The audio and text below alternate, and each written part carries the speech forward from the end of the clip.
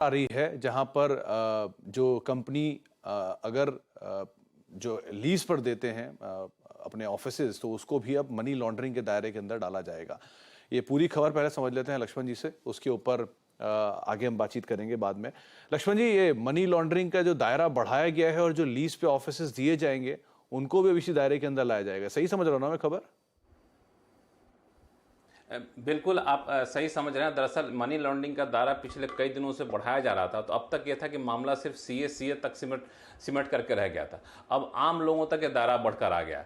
अब कल देर रात में जो नोटिफिकेशन जारी किया गया है उसमें साफ तौर से कहा गया है कि 5 नई तरह की एक्टिविटी है जिसको मनी लॉन्ड्रिंग के दायरे में शामिल किया गया है। उसमें से सबसे काम की और सबसे ज़्यादा जिसका आम लोगों का नाता रिश्ता है वह है किराएदार और मकान मालिक। अगर आप कोई भी ज़मीन, कोई भी प्रॉपर्टी, कोई भी ऑफिस स्पेस अगर किसी कंपनी को ऑफिस पे किराए पर देते हैं तो आप जो है इस मनी लॉन्ड्रिंग के दायरे में आएंगे, अगर कंपनी मनी लॉन्ड्रिंग का काम करती हुई पाई जाती है तो। हालांकि इसमें एक छूट दी गई है। छूट ये दी गई है कि अगर कंपनी के साथ आपने कोई लीज एग्रीमेंट किया है, उस लीज एग्रीमेंट के तहत कंपनी आपको जो किराया देती है वो किराया अगर कंपनी टीडीएस काट करके देती है तब आपको मकान मालिक होने के नाते या फिर प्रॉपर्टी के मालिक होने के नाते यहाँ पे राहत मिलती हुई दिखेगी। दूसरी जो एक्टिविटी इसको शामिल किया गया वो भी काफ़ी महत्वपूर्ण है। अगर आप कंपनी फॉर्मेशन एजेंट हैं, कंपनी को बनाने में एजेंट की भूमिका आप निभा रहे हैं, आगे चल के कंपनी मनी लॉन्ड्रिंग के दायरे में आती है तो भी आप मनी लॉन्ड्रिंग के दायरे में आएंगे फॉर्मेशन एजेंट के तौर पर।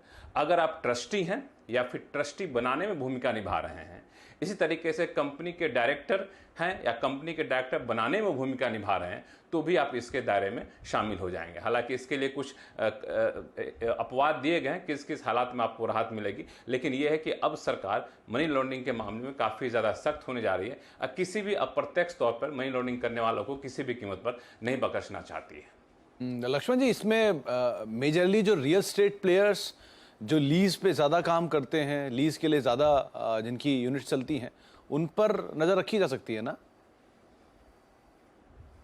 उन पर नज़र रखी जा सकती है। मतलब ये रहा कि हम तो सिर्फ लीज पर दिए थे, हमें उस कंपनी से कोई नाता रिश्ता नहीं है, ये कह के आप नहीं बच सकते हैं। हाँ, आपको एक राहत दी गई, चूंकि ऐसा नहीं कि ईमानदार आदमी भी इसमें पिस न जाए, तो इसके लिए एक राहत दी गई है। उसमें अपवाद भी दिए गए हैं। 5 एक्टिविटी को शामिल करने के बाद 6-7 अपवाद वहाँ पर शामिल किए गए हैं और कहा गया है कि अगर लीज पर देते हैं अपनी प्रॉपर्टी को या फिर लीज पर देते हैं अपनी ज़मीन को, लैंड को, तो लीज एग्रीमेंट के तहत अगर आप वहाँ पे जो टीडीएस काट कर पैसा अगर आपको देता है आपका किराएदार, तो फिर आपको यहाँ पे अपवाद के स्वरूप रखा गया, यानी आप पर इस तरह की कार्रवाई नहीं होगी, आपके इस एक्टिविटी को शामिल नहीं किया जाएगा। लेकिन जैसे टीडीएस कटता है तो एक पूरा मनी ट्रेल पता चल जाता है, इसलिए टीडीएस के इस प्रावधान को रखा गया है अपवाद के तौर पर। इसी तरीके से सीएस हैं, कंपनी बनाने में अगर आपने भूमिका निभाई है लेकिन अगर आपने डिक्लेरेशन दे रखा है तो उस डिक्लेरेशन दे रखा है तो फिर आपको यहाँ पर अपवाद है। तो इस दायरे को बढ़ाते हुए सरकार ये भी कोशिश की है कि ईमानदार आदमी जो मनी लॉन्ड्रिंग से नाता रिश्ता नहीं रखता है उसको बेवजह परेशान ना होना पड़े, इसलिए सरकार ने अपवाद भी सुनिश्चित किए हैं। बहुत बहुत शुक्रिया लक्ष्मण जी, ये तमाम खबर हमें समझाने के लिए। और जो इसके केविएट हैं साथ साथ, मतलब ना केवल इसमें दायरा तो बढ़ाया है लेकिन इसके साथ साथ कुछ केविएट्स भी जोड़े गए हैं, वो केविएट्स भी पूरी तरह से हमें समझाने के लिए बहुत बहुत शुक्रिया लक्ष्मण जी।